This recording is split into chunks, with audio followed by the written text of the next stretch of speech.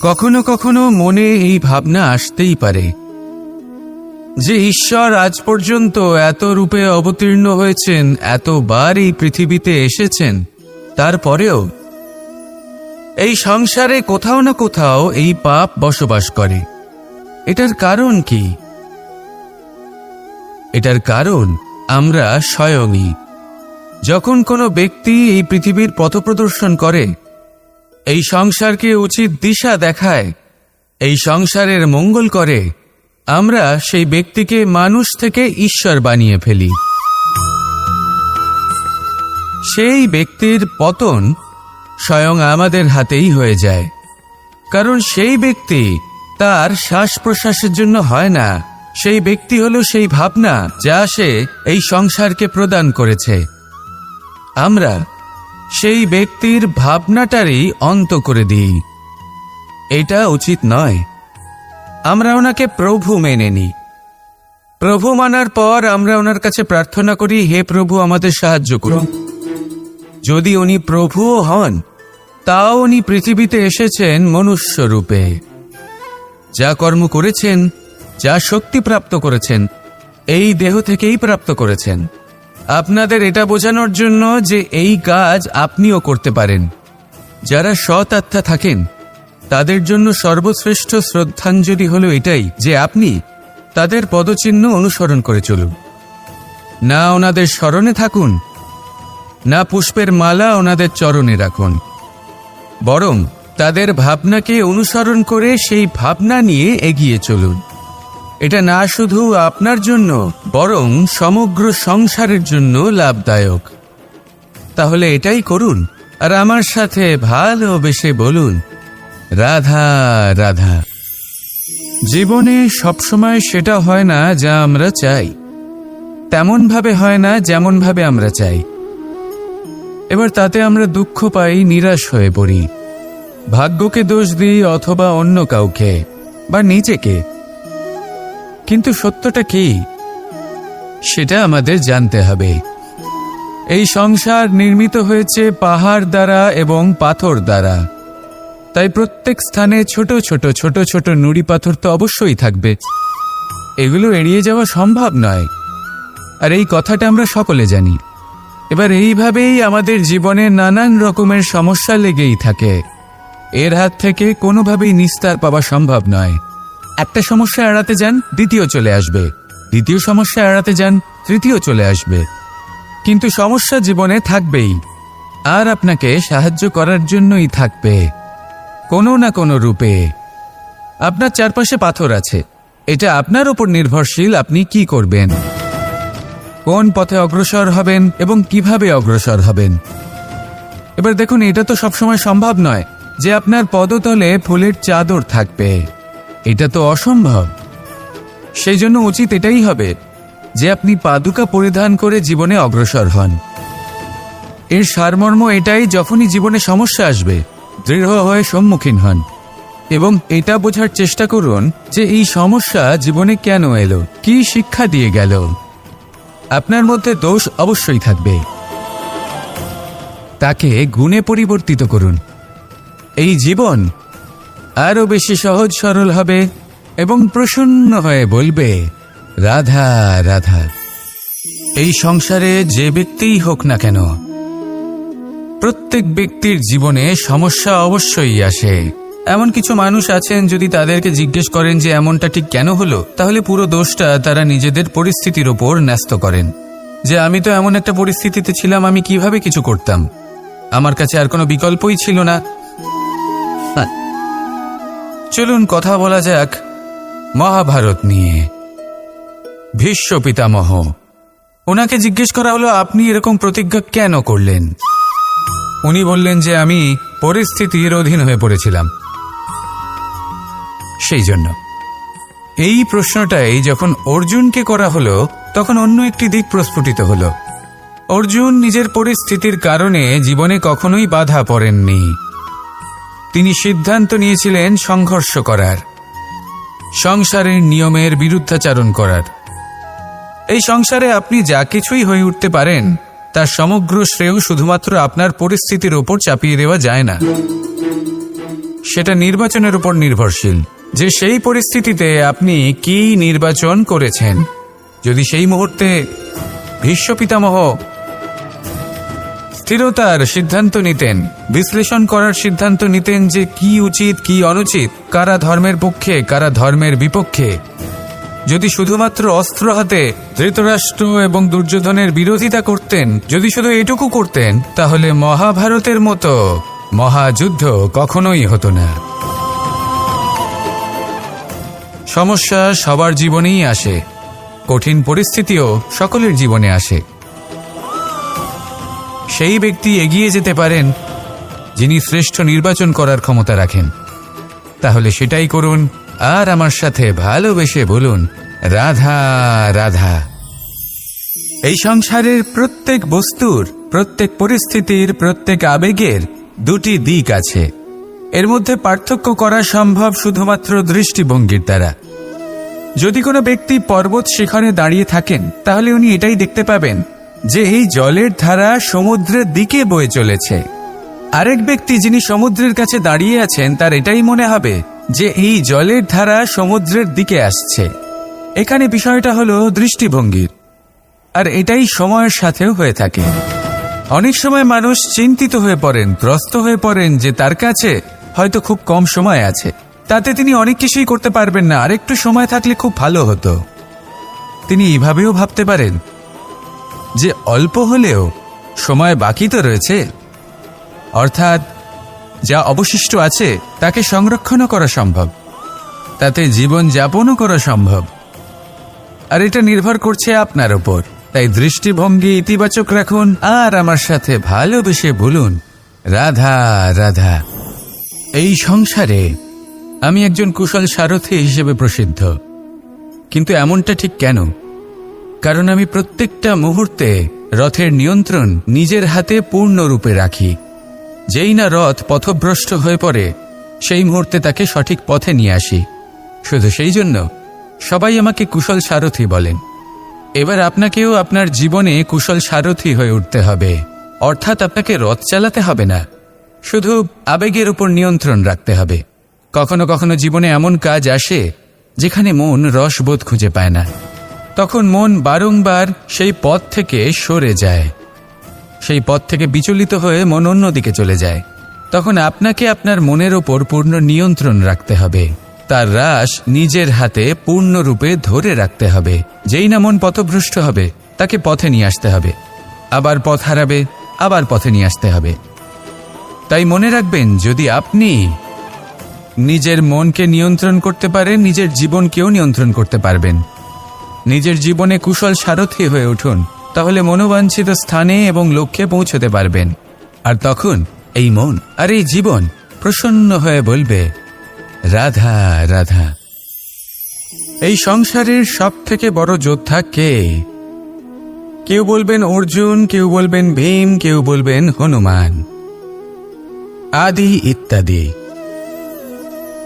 কিন্তু এই সংসারের সব থেকে বড় যোদ্ধা আপনার মনের ভেতরে আছে, আপনার মনের মধ্যে আছে।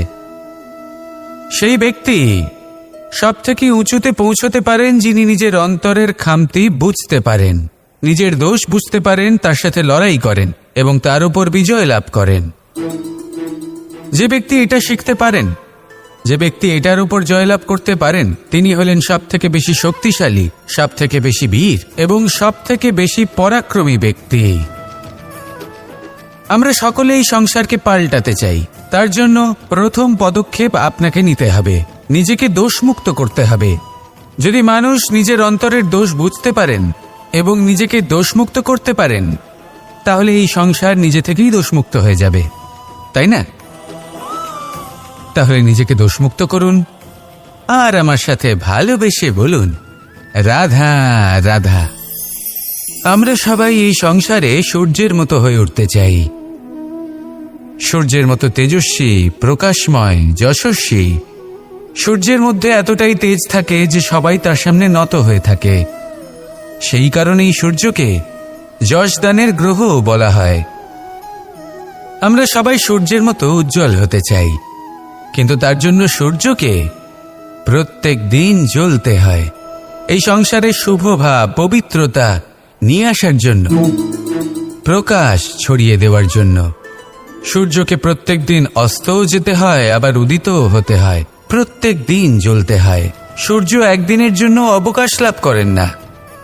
আর যদি অবকাশ পেতেন তাহলে সূর্যকে আর সূর্য বলা হতো না, তাই না? সেই জন্য আপনি যদি সূর্যের মতো হয়ে উঠতে চান, সেই রকম উজ্জ্বল হতে চান, তেজস্বী হতে চান, তাহলে সূর্যের মতো জ্বলতে হবে, অর্থাৎ অগাধ পরিশ্রম করতে হবে। আসুন আমার সাথে ভালোবেসে বলুন, রাধা রাধা। জীবনে সব থেকে বেশি মূল্যবান বস্তু কি? ধন, স্বর্ণ, মাণিক্য, আভূষণ? না, এই সব কিছু মিলিয়েও সময়ের এক মুহূর্তের সামনে মলিন হয়ে পড়ে। এক মুহূর্ত যা এক দরিদ্রকে রাজা করতে পারে, যা এক রাজাকেও দরিদ্র করতে পারে। একটি মুহূর্ত যা আপনার আত্মবিশ্বাসকে পর্বতের শিখরে পৌঁছে দিতে পারে। একটি মুহূর্ত যা আপনার অস্তিত্বকে গভীর সাগরে বিলীন করে দিতে পারে। একটি মুহূর্তের খেলা। সব সময় জীবনে সেই ব্যক্তিকে সম্মান করুন, শ্রদ্ধা করুন, যিনি আপনার জন্য সময় বের করে থাকেন। সবসময় সেই ব্যক্তির প্রতি নিষ্ঠাবান থাকুন, যেই ব্যক্তি খারাপ সময় আপনার পাশে দাঁড়িয়ে থাকে। এই সময় সব থেকে বেশি মূল্যবান। আসুন আমার সাথে ভালোবেসে বলুন, রাধা রাধা। সাগর জলতত্ত্ব দ্বারা সমৃদ্ধ। এ হলো জন্মদাতাও আর জনকও। এই সাগরকে দেখে আমরা অনেক কিছু শিখতে পারি। এই সাগরকে বাইরে থেকে দেখলে মনে হবে এর ঢেউ কোলাহল সৃষ্টি করছে, কিন্তু যদি আপনি আস্তে আস্তে কিছুটা গভীরে যান তাহলে দেখবেন ঢেউগুলি শান্ত হয়ে গেছে। সেই একই সাগর তীরের কাছে অন্যরকম, গভীরে অন্যরকম। এবার সাগরের মাঝে এসে দাঁড়ান আর অনুমান করতে চেষ্টা করুন যে এটা কতটা গভীর। তাহলে দেখবেন এই কাজ অসম্ভব। আপনি সত্য কখনোই জানতে পারবেন না যতক্ষণ না সেই সাগরের তলদেশে পৌঁছচ্ছেন। এবার এই সাগরের মতোই হয় মানুষ। মানুষকে আপনি দূর থেকে বুঝতে পারবেন না, আপনাকে কাছে যেতেই হবে। একই দিনে আপনি পূর্ণরূপে কোনো মানুষকে জানতে পারবেন না, তার সাথে সময় কাটাতে হবে। প্রত্যেক মানুষ হলো আলাদা, ঠিক সাগরের মতো, যার নিজের আকার আছে, নিজস্বতা রয়েছে, গভীরতাও আছে। সেটা বোঝার সময় দিন, নয়তো কখনো কোনো মানুষকে বুঝতেই পারবেন না। আসুন আমার সাথে ভালোবেসে বলুন, রাধা রাধা। নেকড়ে। নেকড়ের বিষয়ে আমরা সকলে জানি। ওরা খুবই নিষ্ঠাবান এবং অত্যন্ত সতর্ক থাকেন। ছোট ছোট মূর্খতা করে বসেন। এনারা হাড় চিবোতে খুব ভালোবাসেন, কিন্তু চিবোতে চিবোতে এদের মাড়ি ছড়ে যায়, সেখান থেকে রক্তপাত হতে থাকে। সেই রক্ত ওনারা পান করেন আর ওনাদের মনে হয় এই রক্ত হাড় থেকেই পাচ্ছেন। ওনারা ভাবেন যে এই হাড় চিবিয়ে আমরা আনন্দ লাভ করছি, কিন্তু আসল সত্য হলো এটাই যে ওনারা নিজেদেরই ক্ষতি করছেন। আমরা মানুষ, আমাদের সাথেও এমনটাই হয়। কখনো কখনো ভুলবশত আমরা এমন কোনো কাজ করি আর আমাদের মনে হয় যে আমরা বাইরে থেকে আনন্দ লাভ করছি, কিন্তু সত্য হলো এটাই যে আমরা শুধুই ক্ষতিগ্রস্ত হচ্ছি। এটা হলো খুব বড় একটা শিক্ষা যা আমাদের শেখা উচিত। তা হলো এটা যে আমাদের বোঝা উচিত যে কখন আমরা লাভবান হচ্ছি আর কখন ক্ষতিটাকেই লাভ বলে মনে করছি। এই শিক্ষা যদি আপনি প্রাপ্ত করতে পারেন তাহলে এই সংসারে আপনার থেকে বেশি প্রসন্ন আর কেউ থাকবেন না। তাহলে আসুন আর আমার সাথে ভালোবেসে বলুন, রাধা রাধা। যজ্ঞের আগুনকে শুভ বলে মনে করা হয় আর সেখানেই চিতার আগুনকে অশুভ মনে করা হয়। এমনটা কেন হয়? এখানে বিষয়টা হলো লক্ষ্য, বিচার এবং সঙ্গের। যখন আমরা যজ্ঞ করি তখন আমাদের লক্ষ্য কি হয়? পরিবেশকে আরো পবিত্র করে তোলা, ইতিবাচক করে তোলা। আমাদের লক্ষ্য শুভ হয়। তারপরে আসে বিচার। এই পরিস্থিতিতে সেই বিচার হলো অগ্নি। স্ফুলিঙ্গ থেকে তীব্র আকার ধারণ করে সমস্ত কাঠকে পুড়িয়ে দেয় এবং সুগন্ধ ছড়িয়ে দেয়। অর্থাৎ যদি আপনার লক্ষ্য শুভ হয় তাহলে তার নিজেই শুভ বিচারধারাকে আমন্ত্রণ জানায়। এই শুভ বিচার তখনই আসবে যখন আপনার সংকল্প শুভ হবে। অন্যদিকে হলো চিতার আগুন, এর লক্ষ্য কি? একটা দেহকে পরধামে পৌঁছে দেওয়া। সবার শেষে সবকিছু আপনার উপরে নির্ভরশীল যে আপনি কোনটা চয়ন করতে চান। আপনার লক্ষ্য যদি শুভ হয় তাহলে আপনার বিচার এবং সঙ্গতি আর তার পরিণাম সবই শুভ হবে। আসুন আর আমার সাথে ভালোবেসে বলুন, রাধা রাধা। সকলে আমাকে জিজ্ঞেস করেন যে কৃষ্ণ, তুমি সবসময় হাসি মুখে কি করে থাকো, এত প্রসন্ন কি করে থাকো তুমি? এই সমগ্র সংসারে চতুর্দিকে সমস্যা রয়েছে, দুঃখ রয়েছে, তাও হাসি মুখে কি করে থাকো? সত্যি কথাই বটে, এই সংসারে চারিদিকেই দুঃখ রয়েছে, প্রত্যেকের জীবনে সমস্যা রয়েছে।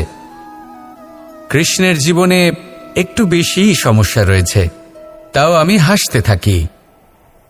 কেন? কারণ হলো প্রেম। আমার সমস্ত মনোযোগ কেন্দ্রীভূত থাকে সেই প্রেমের প্রতি যা আমি পেয়ে থাকি। যেমন রাধার প্রেম, দ্বারকার প্রেম, দাদার প্রেম, স্ত্রীর প্রেম, পুত্রের প্রেম, মাতা পিতার প্রেম আদি ইত্যাদি। আমার মনোযোগ এই প্রেমের প্রতি কেন্দ্রীভূত থাকে। আর যখনই আমি এই প্রেমের কথা স্মরণ করি, মুখে দুশ্চিন্তা অথবা দুঃখের আবেগ দেখা অসম্ভব ব্যাপার। শুধু এটাই হলো রহস্য কৃষ্ণের হাসি মুখে থাকার, তার হাসির রহস্য। আপনিও জীবনে এটাই করুন। আপনি জীবনে যে ভালোবাসা পেয়েছেন তার প্রতি মনোনিবেশ করুন। ধন্যবাদ জানান সেই প্রেমকে, ধন্যবাদ জানান সেই সকল ছোট ছোট বস্তুকে যা আপনি জীবনে পেয়েছেন। আমি নিশ্চিত রূপে বলতে পারি যে আপনার সমস্ত জীবন বদলে যাবে। সংকল্প করুন যে আপনি এই জীবনে শুধু প্রেম বিতরণ করবেন। এই মন জীবনের প্রত্যেক মুহূর্তে প্রসন্ন থাকবে আর আনন্দ সহকারে বলবে, রাধা রাধা। অশ্বত্থামার মৃত্যু হল। কেউ জানে না সে মানুষ নাকি হাতি। এই বাক্য কে বলেছিলেন? সাক্ষাৎ ধর্মরাজ যুধিষ্ঠির। সেই যুধিষ্ঠির যিনি নিজের জীবনে কখনো মিথ্যে বলেননি, কিন্তু উনি এমন কিছু নির্বাচন করেছিলেন যার জন্য চিরকাল শুধুই মহারাজ যুধিষ্ঠির হয়ে থেকে গেলেন। কখনো অভিমন্যুর সমান হতে পারলেন না। যখন দ্যুতক্রীড়ার আমন্ত্রণ এসেছিল তখন মহারাজ যুধিষ্ঠির সেটা অস্বীকার করতেই পারতেন, কিন্তু করলেন না। অহংকারের জন্য সেই আমন্ত্রণ গ্রহণ করলেন উনি, এবং অহংকারের জন্য করা এই নির্বাচন ওনাকে সাধারণ করে রেখে দিল। নিজের গুরু দ্রোণাচার্যকে পরাজিত করার জন্য একটি মিথ্যে কথা বলেছিলেন। অশ্বত্থামা মারা পড়েছে, আর তারপর গ্লানিমাখা কণ্ঠে ধীরস্বরে বলেছিলেন, জানি না সে মানুষ না হাতি, কিন্তু অর্ধসত্য হোক বা সত্য লুকোনো হোক, তা হল মিথ্যের সমান, এবং প্রত্যেকটি কর্মের ফল মানুষ অবশ্যই ভোগ করে। এই নির্বাচনের কারণে যুধিষ্ঠিরকেও নরকবাস করতে হয়েছিল। তাই নিজের কর্ম শ্রেষ্ঠ করে তুলুন, কারণ এটাই সুনিশ্চিত করবে যে আপনি এই সংসার থেকে বিদায় নেওয়ার পরেও জীবিত থাকবেন নাকি নয়।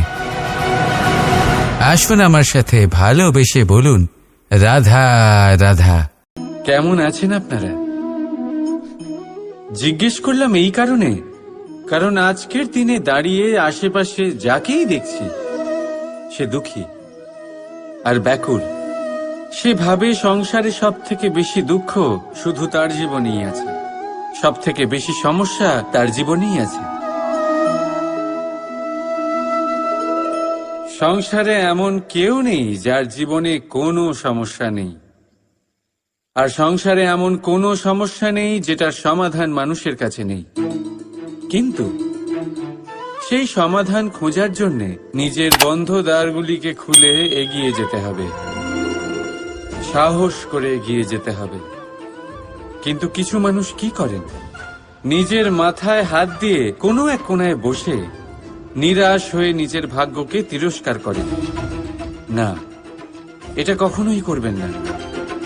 কর্ম করুন, এগিয়ে যান, সাহস দেখান, আর সব থেকে জরুরি কথা, সংযম হারাবেন না। কারণ আপনার লক্ষ্য যতই কঠিন হোক না কেন, সেটা অবধি পৌঁছানোর রাস্তা আপনার পায়ের তলা দিয়ে সর্বদাই যাবে। রাধা রাধা। দুঃখ কি, ভয় কি, এদের কিছুটা এইভাবে ভাবা যেতে পারে। জীবনে যখনই আপনি কিছু একটা লাভ করবেন, তখন সেটা হারানোর ভয় তার সাথেই চলে আসে। যেমন আপনি যদি ধন অর্জন করেন, ধন হারানোর ভয় তার সাথেই চলে আসে। সম্পত্তি অর্জন করলে সেটা লুট হবার ভয় তার সাথেই চলে আসে। আর এটা জীবনের সাথেও হয়। যেই মুহূর্তে আপনি জন্ম নেন, মৃত্যুর ভয় তার সাথেই চলে আসে। জন্ম না নিলে মৃত্যু কিভাবে হবে? মৃত্যুর ভয় কোথা থেকে আসবে? এবার এই ভয় কি সেটা আপনাকে বুঝিয়ে বলি। এই ভয় যদি মনের মধ্যে থাকে, জীবনে থাকে, তাহলে যা কিছু লাভ করবেন, সুখ, সম্পত্তি, সুবিধা, ধন, এইগুলি লাভ করার একটা আনন্দ থাকে, এদের সাথে জীবনযাপন করার একটা আনন্দ থাকে। এই ভয় সেই আনন্দ আপনার থেকে কেড়ে নেয়।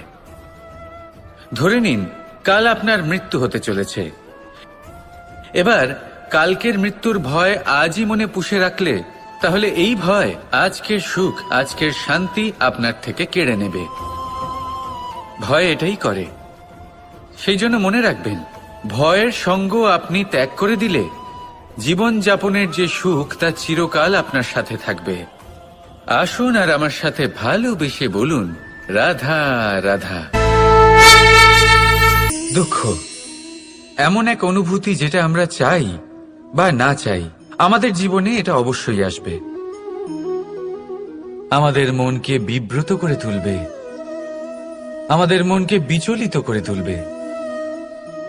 কখনো ভেবে দেখেছেন এই দুঃখ আমাদের জীবনে কেন আসে, কিভাবে আসে? যদি আপনি মন দিয়ে চিন্তা করেন, তাহলে আপনি বুঝতে পারবেন যে এই দুঃখের অনুভূতি পরিস্থিতির থেকে বেশি মানসিকতার থেকে বেশি আশেপাশের লোকজনের সাথে জড়িয়ে। কারণ আশেপাশের লোকজনেরাই আপনার জন্য পরিস্থিতি তৈরি করেন, যা ভালোও হতে পারে আবার খারাপও। আপনার আশেপাশের লোকজনেরাই আপনার মানসিকতাকে প্রভাবিত করে, হয় তাকে ভালো করে অথবা খারাপ করে। আমাদের জীবনের অর্ধেক দুঃখ এই কারণে যে আমরা তাদের উপরে আশা রাখি যাদের ওপরে কোনো আশা রাখা উচিত নয়, আর অর্ধেক দুঃখ এই কারণে যে আমরা তাদের ওপরে সন্দেহ করি যাদের ওপর সেটা করা উচিত নয়। তাৎপর্য এটাই যে মানুষকে চেনার চেষ্টা করতে থাকুন।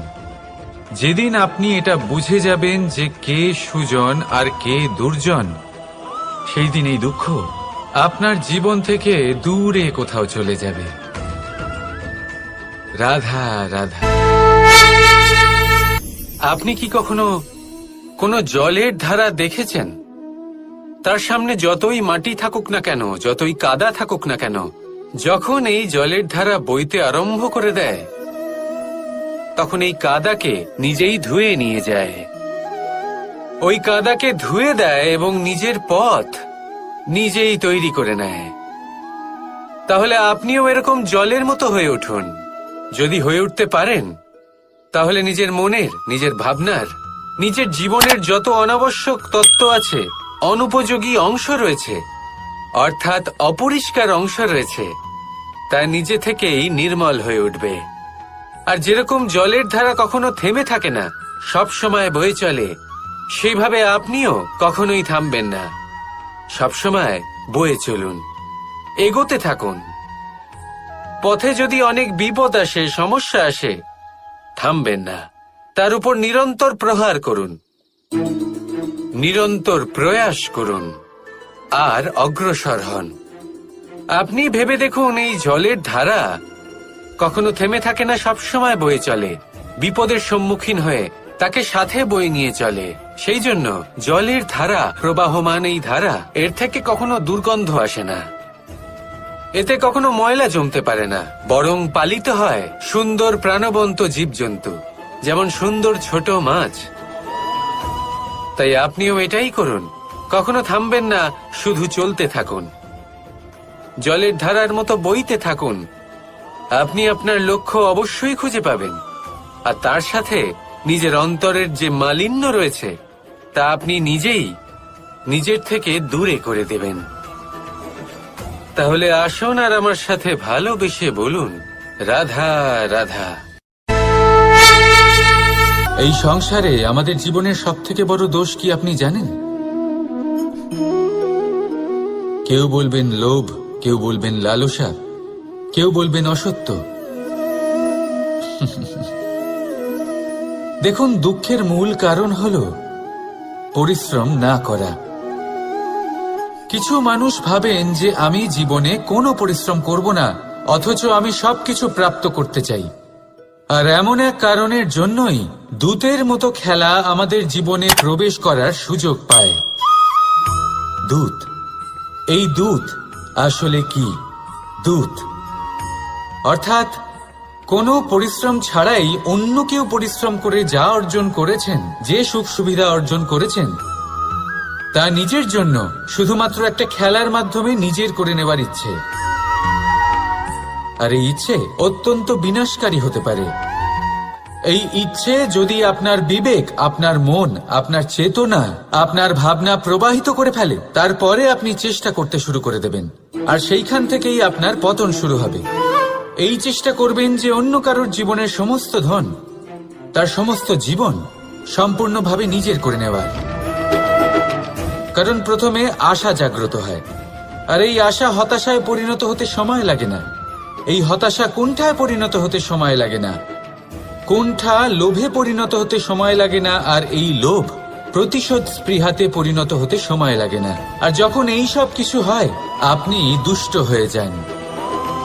আর সবাই জানেন যে প্রত্যেক দুষ্ট ব্যক্তির পতন হলো অবশ্যম্ভাবী। তাই নিজেকে দূতের থেকে দূরে রাখুন আর পরিশ্রমকে নিজের কাছে টেনে নিন।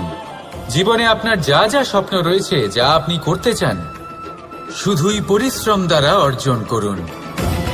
তাহলে তাই করুন, আর আমার সাথে ভালোবেসে বলুন, রাধা রাধা। জীবনে সবসময় সেটা হয় না যা আমরা চাই, তেমন ভাবে হয় না যেমন ভাবে আমরা চাই। এবার তাতে আমরা দুঃখ পাই, নিরাশ হয়ে পড়ি, ভাগ্যকে দোষ দিই অথবা অন্য কাউকে বা নিজেকে। কিন্তু সত্যটা কি, সেটা আমাদের জানতে হবে। এই সংসার নির্মিত হয়েছে পাহাড় দ্বারা এবং পাথর দ্বারা। তাই প্রত্যেক স্থানে ছোট ছোট ছোট ছোট নুড়ি পাথর তো অবশ্যই থাকবে। এগুলো এড়িয়ে যাওয়া সম্ভব নয়, আর এই কথাটা আমরা সকলে জানি। এবার এইভাবেই আমাদের জীবনে নানান রকমের সমস্যা লেগেই থাকে। এর হাত থেকে কোনোভাবেই নিস্তার পাওয়া সম্ভব নয়। একটা সমস্যা এড়াতে যান, দ্বিতীয় চলে আসবে, দ্বিতীয় সমস্যা এড়াতে যান, তৃতীয় চলে আসবে।